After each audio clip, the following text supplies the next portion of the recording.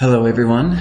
As you've discovered in our introduction, we're talking about refugees, we're talking about cultural diversity and working with students that have English as a second language. In my investigations, I discovered that we still have a significantly high proportion of teachers that are white, middle-class practitioners. Well, I'm not saying that we're all racist, but this leads to bias in a way and stereotypes in a way because it reflects our lack of knowledge about the plight or the situation, the political situations in the countries that our refugee children come from at times.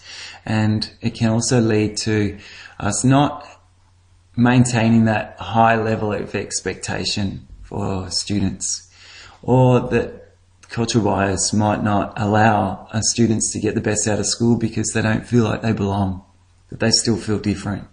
So this teaching resource enables teachers to just reflect on their own practices, to better understand cultural bias and stereotypes. The resource is actually called Anti-Bias Curriculum in our schools, and it's from the Bicultural Inclusion Support Services. It's a great reference tool for teachers just to remind them how to better practice. It talks about the goals of anti-bias curriculum, and these include, developing children's identities and self-esteem, helping children feel comfortable with difference, and this can be for our fifth generation Australian white children as well. In our next video, we're going to be talking about the book Refugees, which will be the A tool. But this is a great precursor to talking about the topic of refugees and cultural difference. The tool also talks about where bias comes from, and it might sneak up on teachers without them even knowing.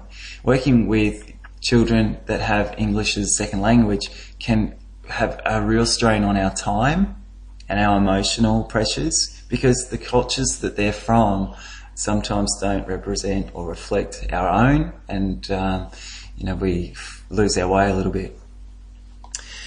The lack of language as well can be the communication barrier that can lead to bias and stereotypes. Talks about indicators of bias as well, so we can better see if we are practicing with a bias or a stereotypical point of view. And it also talks about implementing anti-bias practice, which is really, really helpful. So you can shed some light on social dynamics and things like that, find examples that children can relate to as well in books, and like the book that we are going to talk about in our next video. So attached is this document. It's a really helpful document for teachers to use to maintain a nice, equitable approach to their teaching. I'd really like to close with a quote from the Caroline Shields document 2004, when she's talking about inclusivity, and it just provoked a really strong feeling in me. It says, when children feel they belong and find their realities reflected in the curriculum and conversations of schooling, research has demonstrated repeatedly that they are more engaged in learning and that they experience greater school success.